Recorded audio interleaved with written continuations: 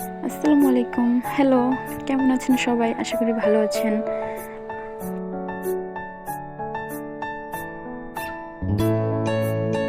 আজকে আমি বাড়িতে পাস্তা বানিয়েছিলাম, তো ভাবলাম আপনাদের সাথে শেয়ার করি।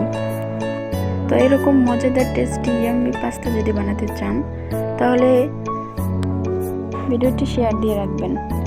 আপনারা যদি এই ভিডিওটি আমার ফেসবুক পেজ থেকে দেখে থাকেন তাহলে পেজটি ফলো দিয়ে রাখবেন, আর যদি ইউটিউব চ্যানেল থেকে দেখে থাকেন তাহলে চ্যানেলটি সাবস্ক্রাইব করে রাখবেন। তো প্রথমে পাস্তা বানানোর জন্য আমি সবগুলো সবজি কেটে নিয়েছি। বাড়িতে যে সকল সবজি ছিল সেগুলো নিয়েছি। আজকে আমি চিজ দিয়ে পাস্তা রেডি করব, তো চিজ কেটে নিলাম। পাস্তা সিদ্ধ করার জন্য বসিয়ে দিলাম। সিদ্ধ হয়ে গেলে এগুলো আমি ঠান্ডা পানি দিয়ে ধুয়ে নিব। আর এদিকে আমি 2টি ডিম নিলাম পাস্তার জন্য। ডিমগুলো ভালো করে ছড়িয়ে দিলাম। এভাবে টুকরো টুকরো করে ডিমগুলো ভেজে নিতে হবে। আমি হাতে সামান্য পরিমাণ সয়াবিন তেল নিয়ে নিলাম, নিয়ে পাস্তাগুলো ভালো করে মাখিয়ে নিলাম যেন ঝরঝরে থাকে। আর এদিকে কড়াইয়ে আমি তেল দিয়ে তার মধ্যে পেঁয়াজ কুচি, রসুন কুচি, মরিচ কুচি দিয়ে সাথে সামান্য পরিমাণ লবণ দিয়ে হলুদ গুঁড়ো, মরিচ গুঁড়ো, ধনিয়া গুঁড়ো দিয়ে ভালো করে ভেজে নেব। এ পর্যায়ে আমি সবগুলো সবজি দিয়ে দেবো। কেটে রাখা সবগুলো সবজি দিয়ে ভালো করে মশলাগুলো কষিয়ে নেব। সামান্য পরিমাণে পানি অ্যাড করে দেবো যেন সবজিগুলো ভালো করে সিদ্ধ হয়ে আসে। আমি সচরাচর চিজ ছাড়াই পাস্তা বানাই, তো আজকে ভাবলাম চিজ দিয়ে পাস্তা বানাই।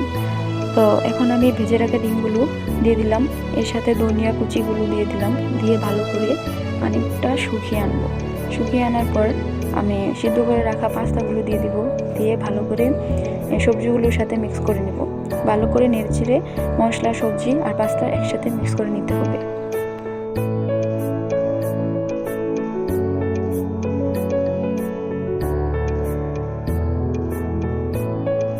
ভালো করে মিশিয়ে নেওয়ার পর এ পর্যায়ে আমি ম্যাগি মশলা, যে ওই মশলাটি দিয়ে দিব। 2টা মশলা দিয়ে দিলাম। 2টা মশলা দিয়ে ভালো করে নেড়ে ছেড়ে নিব।